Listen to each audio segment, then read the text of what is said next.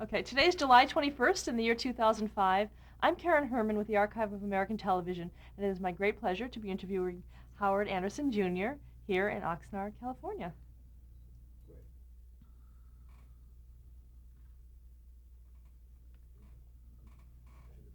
Okay, we're on, and thank Okay, you so Karen much Brown. for participating. And our first question is, what was your name at birth? Oh, at birth was probably the same, Howard Alvin Anderson Jr. And when were you born? March 31st, 1920, Where? in Los Angeles, downtown on 33rd and Main. And you grew up in Los Angeles? I grew up in Culver City. They, Mother and dad moved from downtown to Culver City in about 1921, before my brother was born, and he was born in Culver City. What is his name? Darrell Anderson, Darrell Addison Anderson. Do you have any other brothers or sisters? No, that's all, just the two of us. What's your mother's name? Was Minerva Ailing. Did she work? If she did, she was as a nurse during World War One, and she and Dad were married right after World War One in San Diego. What was she like? Where he was in the service. She was marvelous. She was uh, really his star of the show. He was a still photographer in those days, and he posed her in all of the exotic poses and all of it, and she looked just great. She was a wonderful mother, and I'm sure a wonderful wife too. She was charming. And your father, his name? Dad was a Renaissance man. He could do anything. He was ambidextrous. He was a great artist as a painter and a sketch artist, and of course, still photographer was his favorite when he came out of Chicago, where he was born, and came to L.A. after the war. And I remember him uh, developing 8 by 10 prints in the bathtub, where he had his dark room with the developer and hypo, clear water and all, acid. Ah, good times. How did he get into the motion picture business? Like I say, he was a still man, and he came to California uh, from San Diego. They moved up to Los Angeles, and he was working as a insurance salesman, and didn't care for that at all, and came out to Culver City to see what was happening here, if he could use his talent as a still man.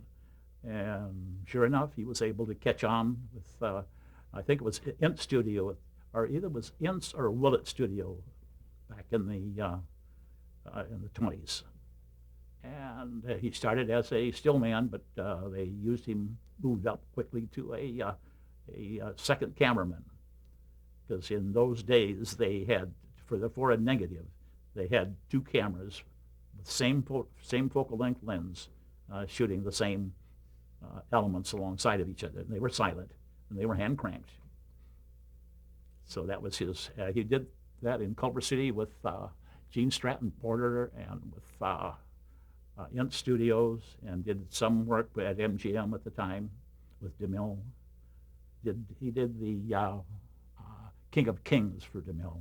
Did all the trick work on that at Int Studios. And when did he found his own company? Didn't he founded his own company? When did that He occur? founded his own company. In fact, I was with him when I was about 7 years old, and he bought a printer that Dodge Dunning was developing. It was one of the first optical printers ever built. Dodge was Carroll Dunning's son, and he was a real clever young mechanic. And he must have been about 20 years old at the time when he developed the first optical printer. And he built the Bell and Howell camera, cut another Bell and Howell camera in half and turned it upside down for the projector, and put a lamp house and had a DC generator underneath it so that he could keep a steady light, steady source of light. The AC, of course, flickered, and it was one of the first optical printers. And anyway, Dad bought, I think, that whole setup for about $400 and set it up at General Service Studios at the time, which is on Las Palmas and Santa Monica. And that was in 1927 when he began that business. And what did he intend to do? What was the state of the business at that Well, time? the business at that time, well, he still did photography. That was his main source, but he was real interested in the optical duplicating work and in matte paintings. That was his, he had principal artists back in those days. What were their names? Ernst Stritzler, I remember, was a fine English artist at the time. Did matte paintings. They put ceilings and chandeliers on sets, and that was Dad's big thing. He could tie in the paintings that the artist did with the live action. He would shoot the live action on stage or on location, and then bring the negative back in, shoot half a dozen takes on it, and bring the negative back in and hand test the painting until it fit in, and he would do the little touch-ups to tie the two together, and then run a take. Now, was that done often at that time? Oh yes, sure. Oh yeah, matte paintings were the ceilings or the tops on all of the ballrooms and all of the big sets that were created for most of the features in those days. Did anything about your father's work stand out in the business? Well, the main thing that I remember was King of Kings, where he did the flood and the lightning. In fact, we still used a lot of the stuff that he shot as stock material, gosh, clear up into the 60s and 70s, that he shot back in the 20s for lightning against. He had, I remember Strickmadden, I think was Strickfadden, was the name of the electronics guy that first developed the jumping arc, and Dad was able to photograph it, and it looked like lightning. And he used that as the lightning for King of Kings, a filmed element of it. And the rain was superimposed too. He did a lot of rain against black, and was able to light it in such a fashion that it was okay. It was usable for superimposure. So he double exposed rain and lightning and all kinds of stuff. And that was the advantage of an optical printer.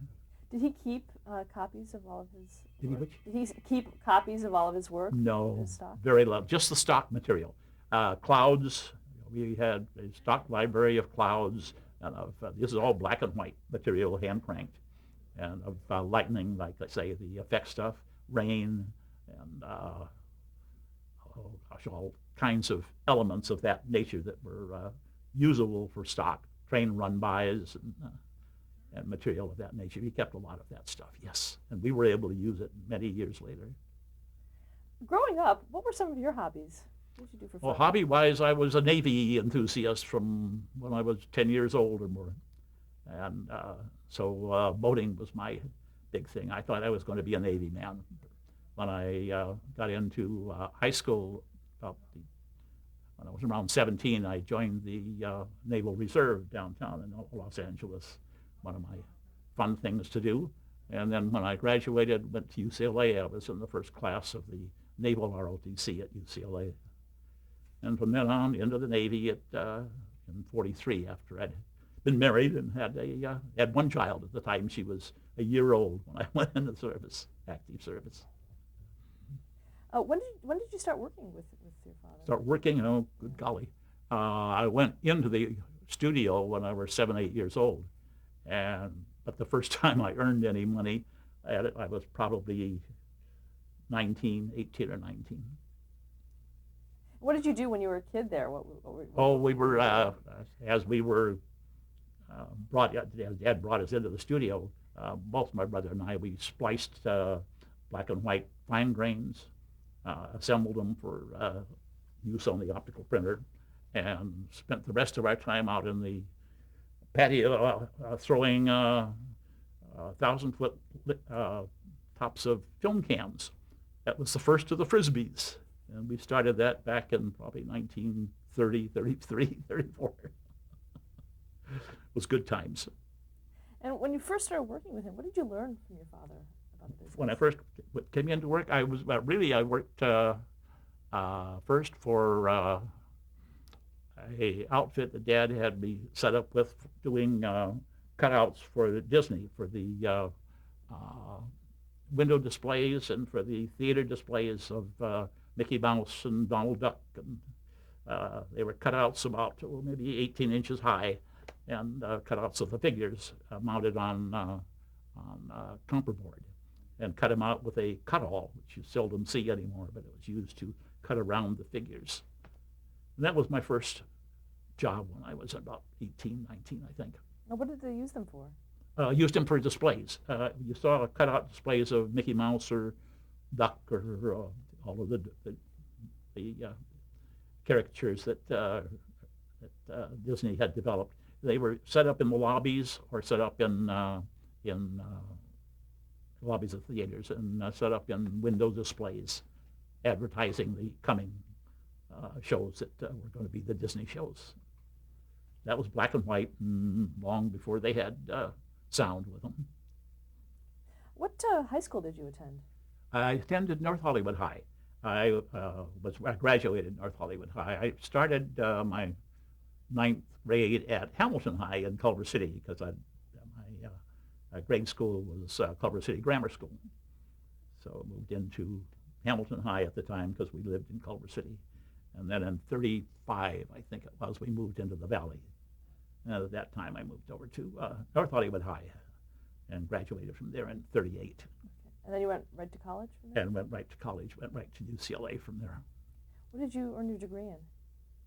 Your degree, what did you I didn't graduate. I had 2 years at UCLA and decided I would get married. So instead of finishing my schooling, I was married, and we had my first daughter about a year and a half later. And a year after that's when I went in the service. But meanwhile, I'd gone to work with Dad right at that time. Do you remember the first time that you saw television? Television. Do you remember the first time that you saw television? Oh, yes. Back in 30, Dad had one of the first, there were 11 TVs in Los Angeles, and he had one of them back in 35 or 36. 36 is when we saw down in San Diego the first Dumont television, which was a closed circuit unit, and I stood in front of it when I was about, must have been 10, 11 years old, and was able to see myself on a TV monitor. That probably was in 1933, 33 or 35, in that area, you know. So that's the first TV I saw, and then Dad had the TV set. And, I think it was a Philco. It was about 10 inches in diameter and projected up onto a front surface mirror. And it was in a big console. Was there any programming that early? Yes, they had Morning Amsterdam on Sunday afternoon for about 2 hours, 2-3 hours. And on Tuesday, they had boxing at the Olympic Stadium. And on Thursday, they had wrestling. So about 2 hours each of those 2 nights, and then Sunday with Morning Amsterdam and the variety show. Going back to that experimental Dumont thing in 33, what do you remember about that, about the cameras or? Oh, I just remember that we they were Bell and Howells almost exclusively, always 35. It's all we ever shot was 35 millimeter, black and white. And they were all hand cranked, and Dad accumulated quite a few cameras. I remember in the 30s, late 30s, particularly in early 40s, he must have had about 6 or 8 of the standard Bell and Howells, just the bodies of the cameras, lenses on some of them. But they were sort of a collector's item at the time. They were going out of favor because Mitchell was coming in with their different kind of movement, and they were silent, so they were acceptable from about 1926 or 27 on. Going back to when you were a kid, you said that you were in that Dumont experimental thing in 33. I saw that at a World's Fair, World's Fair in San Diego. And Dad, of course, was very interested. He was always interested in the technical side of the things, and that was it was just seeing the Dumont display was inspiring, and it was the beginning of a new era, of course. And Dad thought he had lived through the greatest times by seeing television start, seeing the railroad start, the airline start, and radio, the whole megillah in those days. And he passed away in about when was it? 1967, I think. And he thought he had the world, the best times, and I still think I have the best times now with all of the new advances that we're seeing, particularly the technology of the digital work. Now, when you began at the company after you returned from the service, war, yes. My brother and Dad had kept the business going, and a very close friend of mine and of Dad's, Bob Ryder, worked with us, and we both came into the company together at about that time when we came back from the service in 46, I think that was. And then I got back into, well, I was shooting a camera when I was in the Navy, but we got some of the camera equipment from the Navy, bought Mitchell's and surplus units. And Mark Armstead also got into that. That's what put him in business, was the Navy cameras. At any rate. What had you been shooting in the Navy? I shot mostly training films for ditching aircraft and the beach landings of the landing craft, just training films in that respect.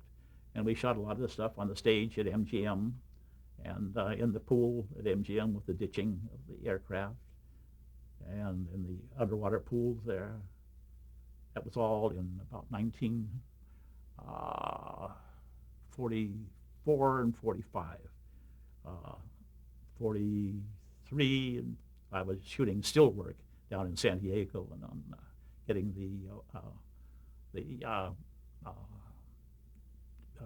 the servicemen coming back from overseas, and we would document them with there would be an officer with us that would write up the stories, and I would do the photography of the guys on the ships coming in and sent for the hometown papers with their biographies.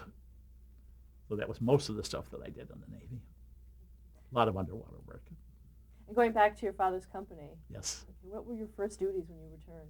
Oh, probably shooting inserts and titles. Oh, most of it was titles now that I'm thinking. The Hopalong Cassidy titles were a beautiful artwork that was done for each show. Had maybe 5 cards, different artwork cards, about 30 by 40 inches, and they were of Western backgrounds and pencil sketches. And I don't remember the name of the artist that did it, but they were just beautiful. And that was all hand cranked. And then what's the other? Fury was another show that Fury the horse, and that was Eddie Small Productions, I believe, for television. And then Review got into it, but most of the work was done shooting titles and then shooting insert work for the features. For instance, on say Hopalong Cassidy, how was that done? Who was in charge of the artwork? Oh, well, actually, Dad was the manager and the owner, and he ran the place and directed my brother and I on what we were going to be doing each day.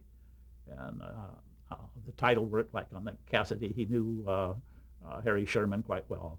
Dad was a mixer with a lot of the producers.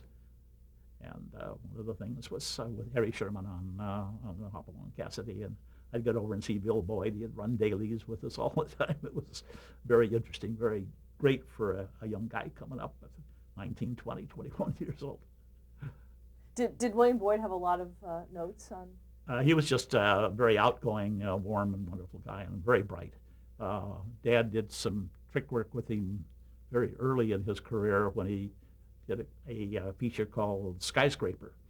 And Boyd was on stage on a platform maybe 6, 8 feet high, and Dad painted in the rest of the building, which was like a skyscraper in New York, a 30-story building, 10 or 12 feet high.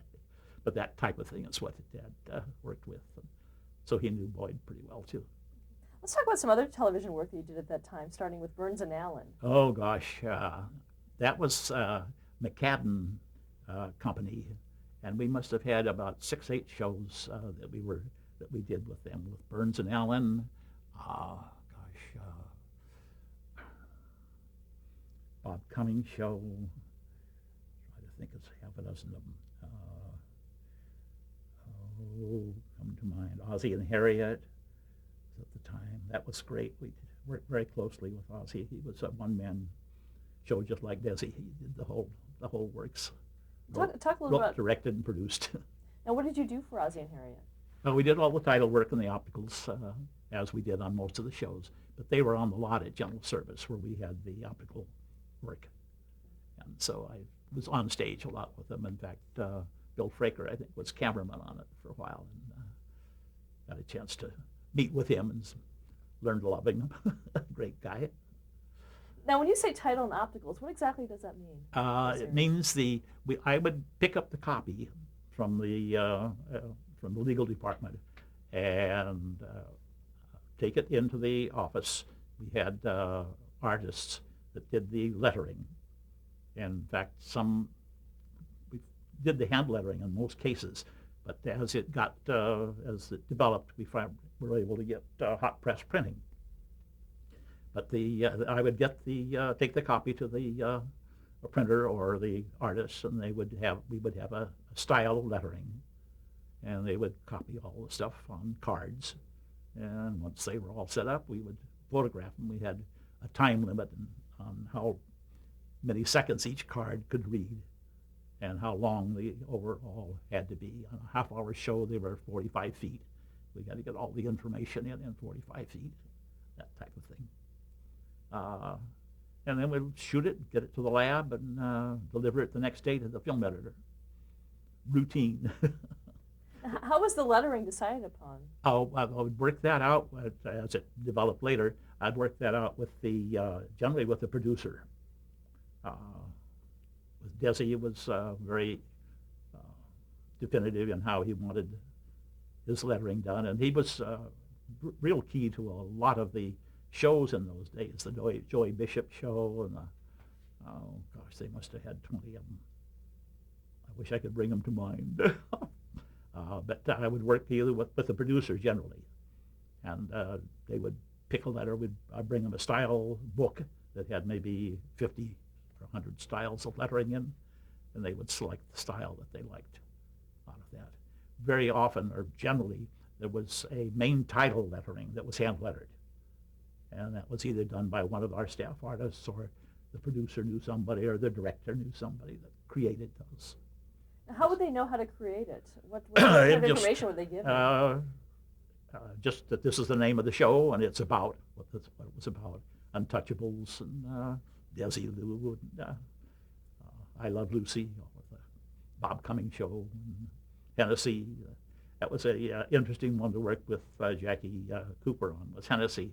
I'd come out of the service maybe a couple of years before I got a chance to work with Cooper on that show and designed the title work on it with the, let's see, what did we do with that one? At any rate, it had to do with the stenciling. I'd stenciled a lot of stuff in the Navy. Our Navy, we had to put our names on all of our clothing and everything with stencils. And so I worked with Jackie on developing that as the signature for the titles. They would swipe across with leave the stencil there, and then swipe the second time and take the stencil off, and change the titles in that fashion. How was it to work with Jackie Cooper? What was he like? Jackie Cooper, what was he like to work with? Oh, he was marvelous to work with. We did a lot of second unit work with Jackie. He directed a lot of second unit work for his show. And we'd go up to Griffith Park, shoot it in Griffith Park, they say. And we'd do the run-bys, or a lot of location work with him. And he was wonderful to work with. Just a delight. Very bright guy. Going back to Burns and Allen, what do you remember about working on that show? I don't remember a lot about it. I remember Rod Amatou was the director on it, and he was a real clever, hotshot guy. And we'd run some of the dailies with him when he was in trouble with something. I remember one show particularly that unfortunately had been dramatically underexposed. Somehow the negative was awfully thin. It was either the assistant had stopped down too far or whatever, but it was on everything. And so the whole show was just barely printable. And Rod ran it for me the first dailies on it and says, well, we got trolls here. And so I says, well, let me try. So I took the print, and instead of using a fine grain, used the contrast of the print and made a new negative on the whole show. And it worked out quite fine. It saved it. Did a lot of things like that happen? Was that something? Oh, that was yes. common? Oh, sure. We're known as fix-it. The optical work is fixing negative that's either got a microphone in or needs blowing up or something. So there's always something. How would you fix something like a microphone? Oh, you blow it up and shift, recompose, and just like you do now so easily on video. It was a big deal in those days. You'd have to order a fine grain. You'd have to mark the areas and crop it as required. And it was it was many years before we were able to zoom on an optical printer. Most of them were just blow-ups or reductions into a mat, to a frame or something of that nature. You also worked on I Love Lucy. Mm-hmm. Did all of the Lucy shows. Our optical office was right next door to the stage that they did the Lucy pilot on. And I knew all the people there quite well. Knew Al Simon. We'd been doing the Burns and Allen and other shows with him. And his company produced at least provided the facilities for the Lucy show. And George, right at the tip of my tongue, can't remember. At any rate, that was the first show that had the interlock of 3 cameras. So they all ran at the same time and had the sound that was in sync with the 3 cameras. It was a big trick originally to slate them so they all started together, and you knew which reel or which 1,000 feet of film belonged to which soundtrack.